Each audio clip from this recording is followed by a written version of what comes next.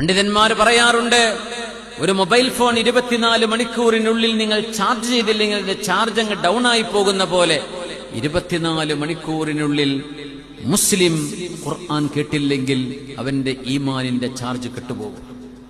24 മണിക്കൂർ സമയം അതിനുള്ളിൽ വിശുദ്ധ ഖുർആൻ നിർബന്ധമായും കേട്ടിരിക്കണം. 5 നേരത്തെ നിസ്കാരം നമ്മൾ ഓതുന്നവരാ, ഖുർആൻ കേൾക്കണം. നമ്മൾ ഓതാൻ മറ്റൊരാൾ ഓതിത്തരാം, ആരോ ഓതുന്നത് റെക്കോർഡ് ചെയ്യപ്പെട്ടത് കേൾക്കാം. എങ്ങനെയാണെങ്കിലും 24 മണിക്കൂറിനുള്ളിൽ, നമ്മുടെ ഒരു ദിവസം അവസാനിക്കുന്നതിനുള്ളിൽ വിശുദ്ധ ഖുർആൻ കേൾക്കാൻ നമുക്ക് അവസരം കിട്ടിയില്ലെങ്കിൽ മൊബൈലിന്റെ ബാറ്ററി ഡൗൺ ആകുന്ന പോലെ നമ്മുടെ ഈമാൻ ഡൗൺ ആയിട്ടുണ്ടാവും. പിന്നെ അതിനെ ഉണർത്തിയെടുക്കാൻ പാടാണ്. അതുകൊണ്ട് ഒരല്പസമയം എപ്പോഴെങ്കിലും യാത്രയിലോ മറ്റോ ആയിരിക്കട്ടെ, നമുക്ക് സൗകര്യപ്പെടുന്ന ഒഴിവ് സമയങ്ങളിൽ ഒന്ന് കേട്ടുകൊണ്ടിരിക്കുക.